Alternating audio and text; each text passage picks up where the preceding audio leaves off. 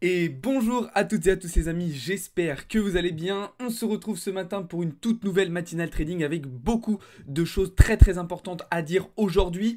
On va faire un gros point technique sur l'ensemble des marchés pour bien préparer cette fin de semaine. Crypto, matières premières, indices, forex. On fera aussi un gros point d'un point de vue macroéconomique avec les datas qu'on a eues hier, celles qu'on aura aussi aujourd'hui et demain. Et on parlera aussi de quelques petites actualités très importantes autour de l'écosystème crypto et de la finance traditionnelle. Juste avant de commencer, je vous rappelle qu'il y a une offre exceptionnelle de moins 50% en ce moment sur notre service Mentorat Profirm. Il ne reste plus que 4 places disponibles, donc dépêchez-vous si ça vous intéresse. Je vous rappelle que dans ce service, on vous accompagne de A à Z jusqu'à l'obtention de vos certifications et de vos challenges Profirm. Donc n'hésitez pas à aller voir ça si ça vous intéresse. Vous avez toutes les infos dans le serveur Discord, le lien est dans la description. Allez, c'est parti, on va commencer tout de suite avec, comme d'habitude, un premier point sur le marché crypto, les amis. Donc, comme vous le voyez, un marché crypto dans le vert ce matin, avec un Bitcoin qui est enfin repassé au-dessus des 26 000 $. Ça faisait plusieurs jours qu'on était bloqué dans cet intervalle de prix entre les 25 500 et les 26 000 $. Ça y est, c'est fait, on les a dépassés. On est actuellement à 26 300 $. On en reparlera un petit peu après, mais c'est plutôt bon signe pour cette fin de semaine. Ethereum lui aussi performe bien puisqu'il repasse au-dessus des 1600 $ et emmène avec lui une grosse majorité du marché altcoin comme vous le voyez actuellement, avec notamment des très bonnes performances du Solana, du HBAR ou encore du CAS dont on avait déjà parlé dans la matinale d'hier matin. Du côté de l'indice Fear and Greed, un indice à 45 aujourd'hui, on reprend un petit peu de confiance avec la hausse des dernières heures, même si on reste dans un niveau de peur modéré, on s'approche d'une certaine neutralité. Du côté des ratios long short, alors là ça commence à bouger aussi un petit peu, après plusieurs semaines d'une grosse domination des longues sur le marché, à 70%, on voit qu'on tend vers potentiellement un rééquilibrage vers du 50-50, avec actuellement une majorité de longues à 59%, ce qui est plutôt logique, vu que le prix est remonté à la hausse, et bien proportionnellement on a une quantité de longues qui diminue. C'est tout à fait logique. Ok. Alors maintenant, la question qu'on va se poser, c'est quel est le scénario? À quoi on peut s'attendre sur Bitcoin dans les prochaines heures? Eh bien, à court terme, je m'attends toujours à un retracement, à une petite leg baissière qui nous ramènerait vers les 25 200, 25 300 $. Alors cela pour plusieurs raisons. Déjà, lorsqu'on observe les maps de liquidation, sur lesquelles on travaille depuis plusieurs jours maintenant, on observe quand même que c'est une zone où il y a potentiellement pas mal de liquidités à revenir chercher, d'accord? On le voit sur les maps que je vous ai partagées dans le serveur Discord et on peut aussi l'observer sur MobChart comme on le fait depuis plusieurs jours maintenant, d'accord? Avec cette zone des 25 200. Alors là, ce n'est plus affiché sur du 15 minutes, mais qui est une zone importante. On va aller voir sur du 4 heures. Je pense que ça sera identifié sur MobChart. Des zones voilà, aux alentours des 25 000, entre les 25 000 et les 25 200, des zones avec beaucoup de liquidité que nous ne sommes pas encore venus récupérer. Bon, visiblement MobChart ne veut pas changer l'unité de temps. Je vais refresh et on va voir ça après. Une autre raison qui m'encourage plutôt à partir sur du short sur du court terme, c'est le comportement des acteurs sur le marché. Lorsqu'on regarde le comportement de l'open interest, des funding rates et des CVD spot, on observe donc que potentiellement, enfin on peut conclure plutôt suite à cette observation qu'on a une ouverture plutôt massive de longue ce matin sur le marché. Donc naturellement, on pourrait envisager un squeeze vers le bas pour venir liquider justement tous ces acteurs en longue et ensuite entamer une nouvelle leg haussière, cette fois-ci en direction des 27 000 $. Alors pareil, vous allez me dire, mais pourquoi les 27 000 $? Eh bien parce que cette zone des 27 000 $, c'est une zone où on a beaucoup d'ordres en attente sur le marché qui ont besoin d'être récupérés et qui nous permettront potentiellement derrière de repartir vers le bas, comme je l'ai noté ici, en direction des 22 000 $. En tout cas, en passant sous les 25 000 $. Alors j'ai été déconnecté. Heureusement, Touch ID est là. Je vais pouvoir vous montrer ça rapidement. On va regarder parce que c'est quand même important. D'ailleurs, je pense que MobChart, c'est un outil qui est très important et que, enfin, en tout cas, je vous recommande vraiment de l'utiliser pour plusieurs raisons. C'est quand même un outil qui est super intéressant. Donc là, on va se mettre sur du 4 heures. On va voir s'il nous l'affiche. D'ailleurs, je trouve ça un peu bizarre que même sur du 15 minutes, il nous l'affiche plus parce que c'était vraiment une des zones prioritaires. Bon, bah là, on le voit un petit peu sur du plus court terme. Donc voilà. Enfin bref. De toute façon, d'un point de vue technique, on voit que cette zone, elle se situe parfaitement dans notre zone de TE. On voit qu'on a laissé pas mal de FVG sur ces niveaux-là. Donc c'est potentiellement qui va quelque chose qui va attirer le prix vers le bas. Et encore une fois, eh bien, je vous invite à aller voir les différentes maps de liquidation que je vous ai partagées ces derniers jours, dans lesquelles on identifie justement bien cette zone des 25 200 $. Ok? Alors, voilà pour Bitcoin. Bien évidemment, ceci n'est pas un conseil en investissement. Bien évidemment, je vous recommande d'être extrêmement prudent parce que quand même, on a un marché, enfin un Bitcoin qui n'est pas forcément très facile à lire et à appréhender ces derniers jours, d'accord? Donc faites attention à vous, sachant qu'on y reviendra tout à l'heure, mais on va avoir quand même pas mal encore de catalyseurs macro qui vont pouvoir influer un petit peu tout ça. Alors, on va pouvoir désormais parler d'Ethereum, qui est lui aussi dans une configuration plutôt intéressante et assez similaire en fait à celle de Bitcoin. De toute façon, vous allez voir que cette configuration, ce setup, on va le retrouver dans pas mal d'endroits, mais celui-là ne s'est pas du tout validé, hein. Là, on s'attendait très clairement aussi à un retour vers les 1560 points. Pareil, pour revenir chercher de la FVG, pour revenir chercher de la liquidité. Et en fait, pas du tout. Le marché est directement parti vers le haut, récupérer déjà une bonne partie de la liquidité. Alors, pas encore toute, puisqu'on voit qu'on a encore un niveau de résistance et surtout une FVG en 1 heure à venir récupérer ici.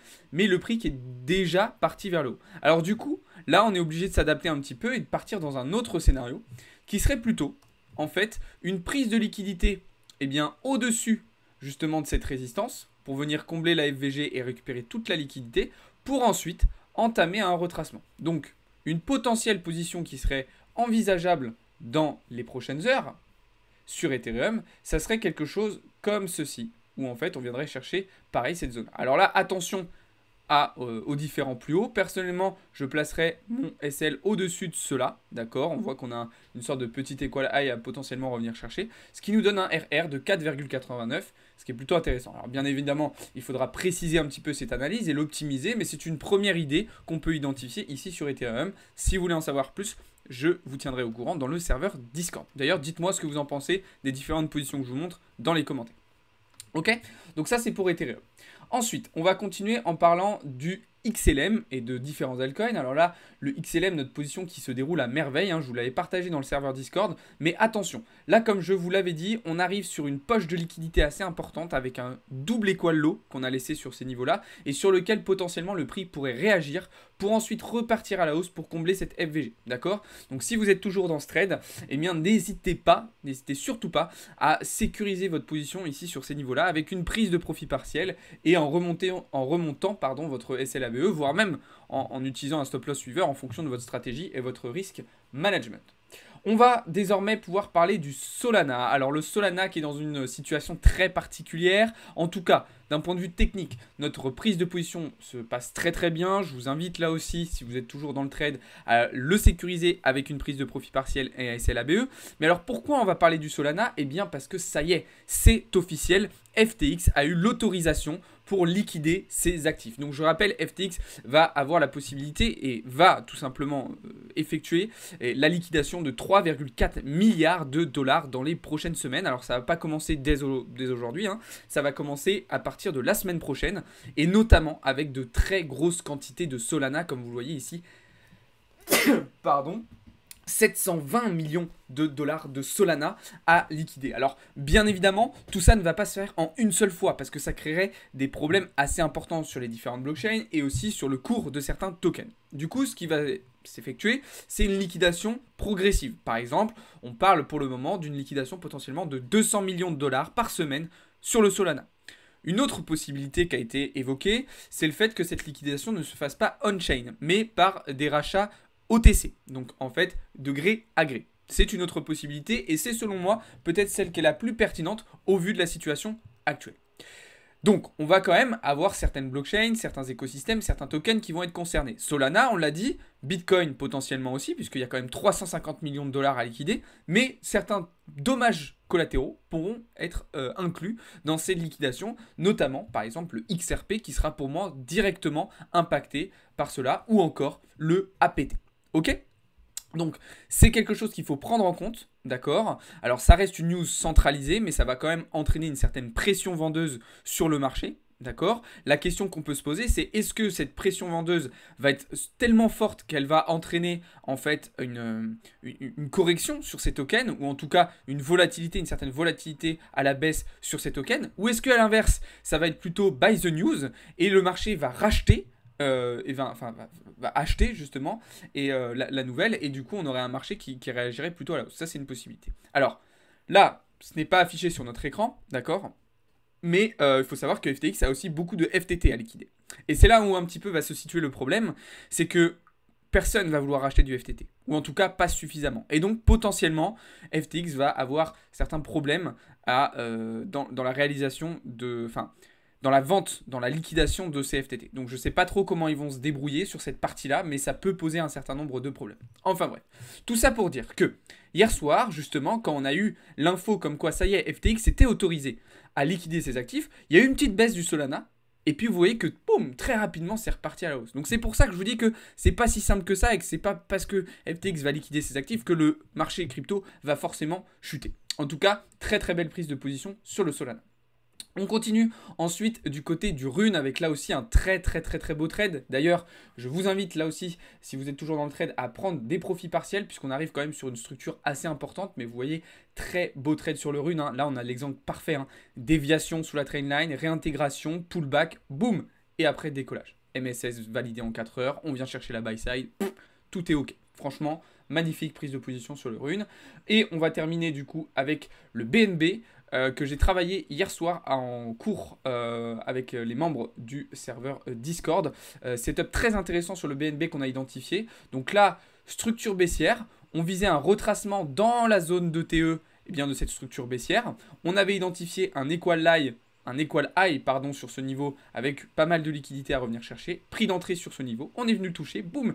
Et maintenant, on vise un retracement dans la structure H1M15. Donc zone de TE plus FVG aux alentours des 206,5$. Voilà, ceci n'est pas un conseil d'investissement, bien évidemment, encore une fois. Et pour en savoir plus, je vous invite à rejoindre le serveur Discord. Voilà ce que je pouvais dire du côté du marché crypto. Les amis, on va pouvoir désormais se tourner du côté des marchés financiers traditionnels. Alors, dans un premier temps, évidemment, on va regarder le dollar, mais on va revenir déjà sur les résultats d'hier après-midi. Je vous rappelle qu'hier après-midi, on a eu les résultats d'inflation aux États-Unis. D'accord? Donc, l'inflation aux États-Unis qui avait déjà commencé à rebondir sur le mois de juillet. On l'avait vu avec les résultats IPC et PCE. On avait observé un rebond de l'inflation sur les 3% aux États-Unis. Rebond qui s'est confirmé hier avec les résultats IPC. On s'attendait à une hausse à 3,6%. Elle a été plus haute que prévu cette hausse puisqu'on a désormais une inflation à 3,7% aux États-Unis. Donc une inflation qui repart à la hausse et qui s'éloigne des objectifs de la Fed de ramener l'inflation entre 1 et 2%. Des données qui interviennent à une semaine du FOMC, on aurait donc pu s'attendre potentiellement à un changement de dynamique dans les estimations pour le FOMC, aussi sur les taux terminaux. Pas du tout. On voit par exemple sur les taux terminaux de la Fed qu'on s'est totalement maintenu aux alentours des 5,61, 5,62. Et pareil, sur les estimations pour le prochain FOMC, on a même des probabilités qui sont parties à la hausse pour une stabilisation des taux à 5,5%. Donc c'est assez étonnant, on peut se poser la question, pourquoi? Alors, l'explication principale, et pour en avoir discuté avec un petit peu des insiders, je pourrais dire ça comme ça, en tout cas des personnes bien placées pour me confirmer ces informations, ce qui devrait se passer, en fait, c'est que la semaine prochaine, donc pour le prochain FOMC, on devrait avoir une stabilisation des taux à 5,5%, et par contre, lors du FOMC du 1er novembre, là, on aurait probablement une nouvelle hausse de 25 points, avant d'observer une stabilisation des taux jusqu'au mois de mars, voire jusqu'au mois de mai 2024, où là, on devrait avoir un pivot en fait de la Fed qui devrait commencer à inverser sa courbe des taux. Et qu'est-ce qui arrive au mois entre mars et mai 2024? Le halving du Bitcoin. Et oui, ça tombe bien, on pourrait du coup potentiellement avoir en même temps que le halving un pivot de la Fed, donc une baisse des taux d'intérêt directeurs, ce qui est quand même une des conditions principales potentiellement pour avoir un bull run. Et là, du coup, on aurait deux conditions pour l'arrivée d'un nouveau bull run, halving plus baisse des taux d'intérêt directeurs, et donc potentiellement réinjection de liquidité dans l'économie de la part des banques centrales. Ça fait donc trois conditions potentiellement qui d'ici le printemps 2024 pourraient nous permettre d'observer un nouveau bull run.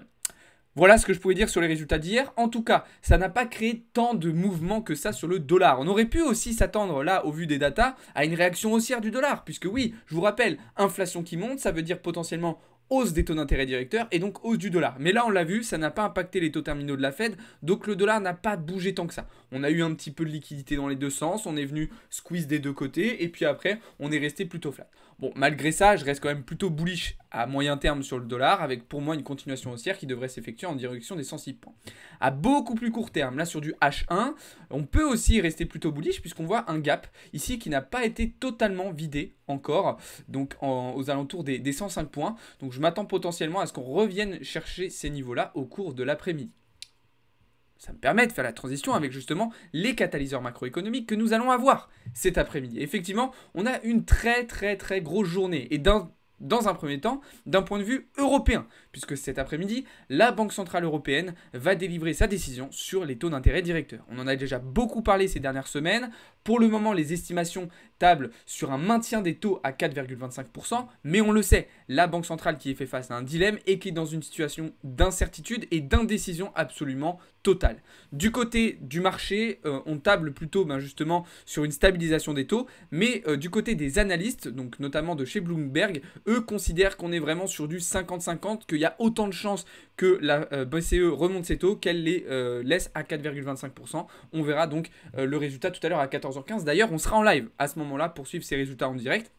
Résultats qui potentiellement pourront impacter les indices européens, notamment le CAC ou encore le DAX. D'accord? Et potentiellement certaines autres actions françaises. Donc cela sera à prendre en compte. Mais ce n'est pas les seuls datas qu'on aura cet après-midi, puisque à partir de 14h30, on aura prix à la production aux États-Unis, vente au détail principale et inscription hebdomadaire au chômage. 3 catalyseurs, 3 hard data même, j'ai envie de dire, macroéconomiques américaines qui auront leur importance, qui auront leur rôle à jouer sur cette fin de semaine et sur les prochains jours jusqu'au prochain FOMC. Donc potentiellement là aussi de la volatilité à prévoir. D'ailleurs, on peut s'attendre à un retour de la volatilité, mais quand? C'est vrai que autant au mois d'août, je me disais, bon, je pense qu'on va avoir un retour progressif de la volatilité. Plus ça va, plus je me dis qu'on va avoir un retour violent. C'est-à-dire que là, ça met du temps à se mettre en place, mais j'ai l'impression que boum, il y a un moment, ça va exploser à la hausse d'un coup. On va avoir un VIX qui va repartir au-dessus des 19 points, voire même bien plus haut. Et on n'aura pas forcément le temps de voir les choses venir. D'accord? Sachant qu'on a toujours une quantité de positions nettes spéculatives sur les marchés qui augmente. Alors qu'on a un indice de volatilité qui est au plus bas sur le VIX. On l'a vu aussi sur le pétrole, alors que le pétrole est en train de partir à la hausse. On a quand même une baisse de la volatilité. Enfin, on y reviendra un petit peu après. Tout ça pour dire que du coup, il faudra être prudent cet après-midi et forcément dans les prochaines semaines, au vu de tous les catalyseurs macroéconomiques qu'on va avoir d'ici là. Ok ?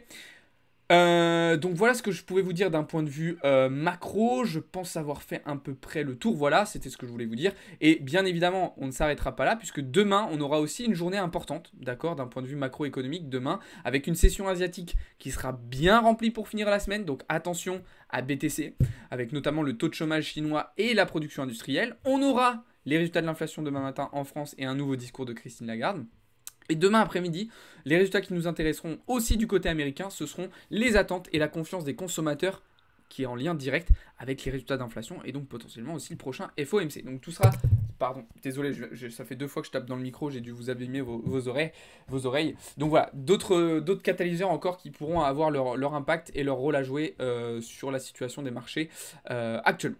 Voilà un petit peu ce que je pouvais vous dire ce matin les amis. Alors juste avant de terminer, on va checker rapidement les différentes prises de position sur les marchés financiers traditionnels qu'on a pu prendre ces derniers jours, puisque du coup on ne l'a pas encore fait. Nasdaq, 2 très beaux trades qui sont en train de s'enchaîner. Le short qui s'est totalement terminé et puis on s'est repositionné à l'achat. Donc la magnifique prise de position. Sur le GBP USD, bon, je vous l'avais montré, on avait pris ce joli petit trade en début de semaine. Là actuellement je suis en short sur l'euro GBP, d'accord, avec des objectifs de retracement assez bas, mais un setup qui est pour moi très intéressant ici. Et pareil sur le GBP AUD, alors on s'est fait des petites frayeurs sur le GBP AUD, le prix qui a frôlé 2 fois notre aisselle, mais là une position qui démarre très bien. D'ailleurs ce matin je vous disais pour ceux qui étaient là avec les VIP pour la matinale trading, de ne pas hésiter à prendre des profits partiels et à sécuriser notre position étant donné qu'on est arrivé sur des structures assez importantes. Donc voilà, sinon c'est sensiblement la même position, short sur EURUSD, long sur USD/JPY et short sur les indices boursiers américains. Donc voilà, pas tellement de changements de ce point de vue-là. Bien évidemment, tout ça n'est pas du conseil en investissement. Si vous voulez en savoir plus et aller plus loin dans ces différentes analyses, eh bien, je vous invite à nous rejoindre sur le serveur Discord. C'est là-bas que tout se passe. Encore une fois, vous avez le lien dans la bio et dans la description. Je vous invite aussi à aller voir les différentes vidéos qu'on vous partage quotidiennement sur la chaîne YouTube. Elles sont super intéressantes et super importantes. D'accord? Donc je vous invite à aller voir ça. Sur ce, je vous souhaite à toutes et à tous une très très bonne journée. On se retrouve cet après-midi à partir de 14 h en live pour suivre justement les annonces macro européennes et américaines ainsi que l'ouverture des marchés américains. Et voilà, donc vous voyez, une petite semaine d'un point de vue live. C'est un peu plus light que d'habitude, mais attention, à partir de la semaine prochaine, ça revient très très fort. Voilà les amis, passez toutes et tous une très très bonne journée. Merci beaucoup de m'avoir regardé, de m'avoir écouté. Je vous dis à tout à l'heure et merci encore une fois. Salut à tous, c'était Alex pour Blockchain Capital.